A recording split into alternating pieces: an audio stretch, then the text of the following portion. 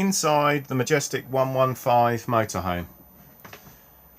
If we first come to the main control panel beside the habitation door, you will see we have the master switch to turn the 12 volt on.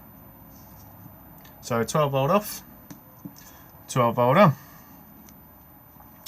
Next to that we have a little picture of a tap, so that's water pump on, water pump off. Whenever the water pump is running, so if I now come to the sink, turn the tap on, the green light will appear just to let you know the water pump is in operation.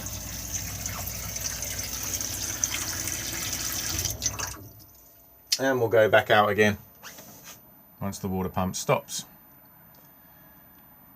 The water pump needs to be on for you to get water out of your taps, flush your toilet and fill the boiler up if it's been drained down. Next we have lights. So this will do the lights in the van all in one go, instead of you having to go around turning all the lights off individually on their own switches. Next we have awning light, and then these two buttons here give us levels. So we have level of leisure battery and levels of fresh water. This button here just does the top lighting. It's a bit like an entrance light.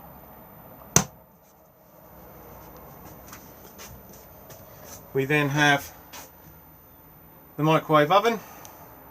This will only work when you're hooked up to main supply. Do make sure, as it says on the sticker just here, that you remove all contents before travelling. The isolator point for the microwave is just in this locker here, and you'll see it just there.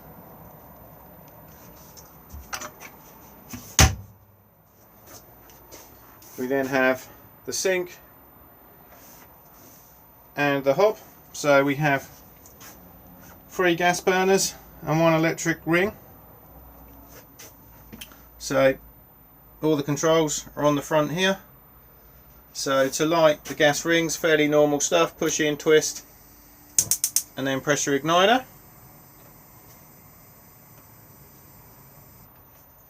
And for the electric hot plate, just turn this one here. We then have the grill. So same again, push in and press the igniter, and we have the oven just here. Directly underneath we have storage, but also underneath here you'll see there's a switch at the back which is the isolator for the hot plate, and gas isolation taps for the cooker and the fridge. They're all both in the on position.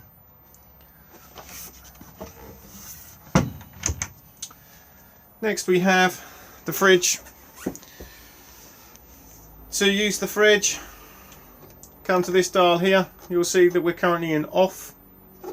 We then have main supply with a little picture of the 2-pin plug, 12 volt maintain for when we are driving, and gas. If we're going to use the unit on gas, we then need to come to the temperature control. We need to hold it in and push the igniter. When it's lit, this line here will drift out of the white into the green, as it's now doing. To open the fridge door, just push down and just open like so.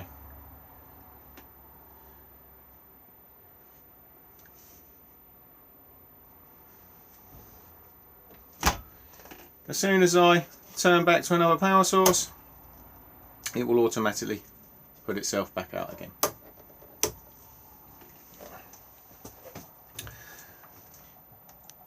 We then have the washroom. So we have the Thetford cassette toilet. To flush, make sure the water pump's on and push the blue button. To empty contents into the cassette, just slide the grey lever just here.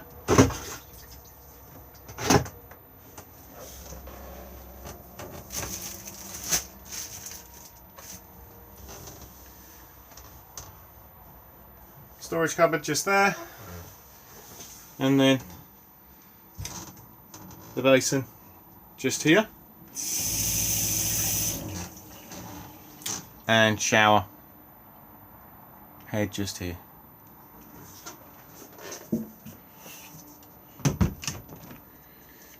We then have the wardrobe. In the wardrobe we will find the solar panel regulator. We do not need to do anything with this. It will just smart charge the leisure battery as it's required. You will see a green flashing light on at the moment, which is indicating that it is currently popping a charge in to the leisure battery. When the battery is full, it will go to a solid green light. And if you ever come in here and notice that the green light is strobing more, it's just letting you know that there's only a small amount of UV light hitting the panel. So it is probably a very grey day.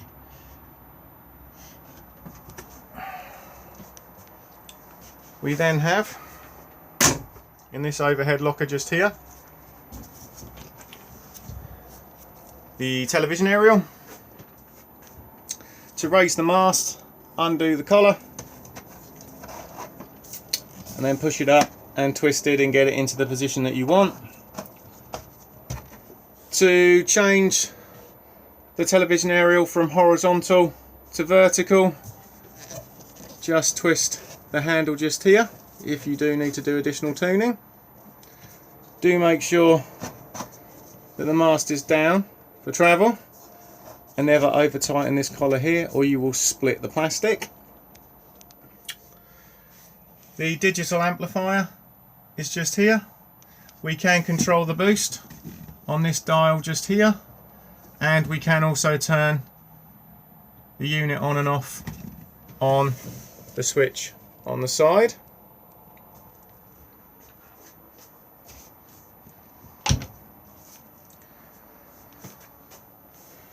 If we now come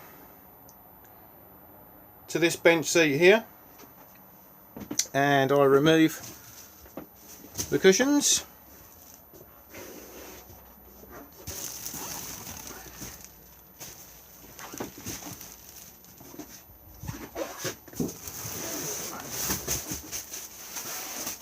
and lift up,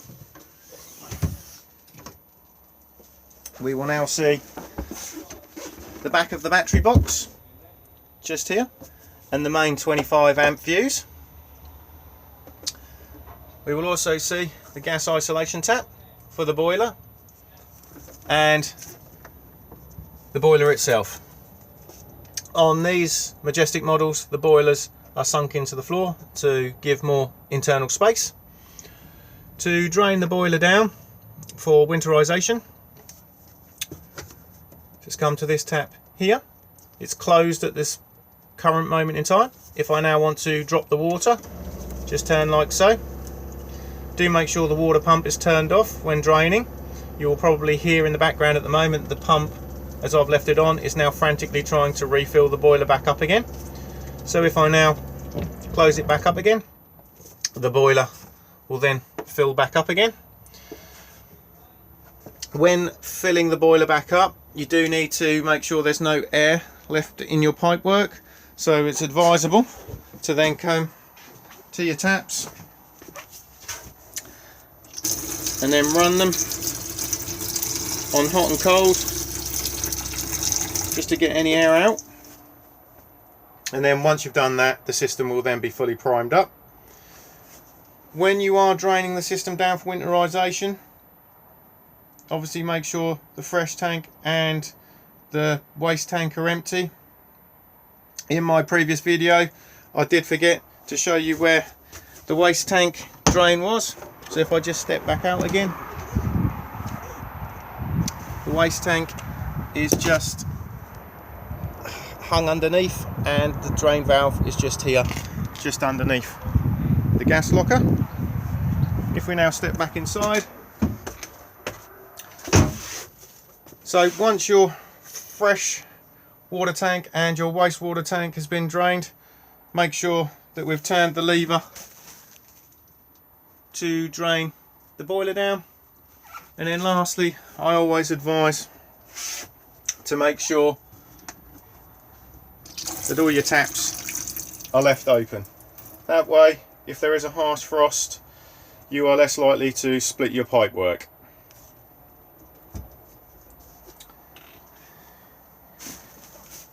If we now close this back down again,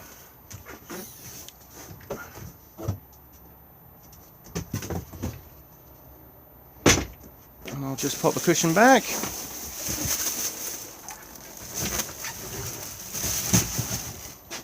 You will then see the Whale control panel for your hot water and your heating. If we firstly start with the water heater, you will see when I press this button, we will go over a series of icons like so until we're off again. So if we start with the first icon, which is a picture of a snowflake, that is the boiler's frost protection setting.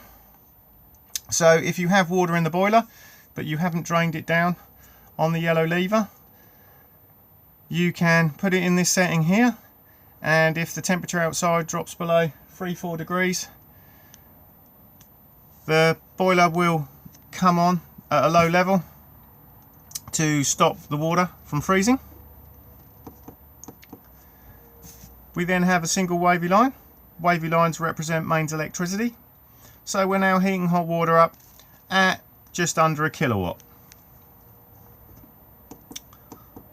We then have 2 wavy lines, so just under 2 kilowatts. After that, we have gas on its own, and then dual fuel. So if you want to get up to temperature really quickly and you have both power sources available, you can do so. So we have gas on about 1 kilowatt and gas in about 2 kilowatts, and then off again. I'm just going to leave it on this particular one. So gas and mains at 2 kilowatt for the moment. When it is lit on gas, a little flame symbol will appear here to let you know that you're consuming gas. And if there's a problem in any shape or form, a red exclamation mark will appear where my finger is here to let you know that there's a problem. If that happens, 9 times out of 10 it's just a power source issue, so you just need to work out whether or not you haven't got any gas or electric, etc. And once you think you've rectified the problem, you will need to reset the control panel. So if it was a boiler issue, you just need to hold this button in and then press the plus button at the same time. So hold this one, then press this one, and then the error code will go out, and then it will try again. If we now come to the heating, well, it's very similar to the water heater, just literally press and it goes around a big giant circle. So as I said, for the water heater, wavy lines represent mains electricity. So we're now turned the heating on, and it's using about 500 watts. 2 wavy lines, nearly 2 kilowatts, sorry, nearly 1 kilowatt, and then 3 wavy lines, nearly 2 kilowatts. We then have gas and dual fuel, and then off again. we control the temperature on the plus and the minus just here. And same again, if it fails to light, a red exclamation mark will appear. You will see that a red exclamation mark has appeared. It may be due to the fact that I've only literally just turned the gas bottles on and there may be some air in the system. So if I now press and press, I can then reset it and it will try again. If I drop the thermostat down to here, this is what Whale recommends you use as a night mode, because A, the temperature is low, but secondly the fan will be quiet. And if you just want to use the fan to circulate the air, just put it on this one here and it will just blow air about without any heat.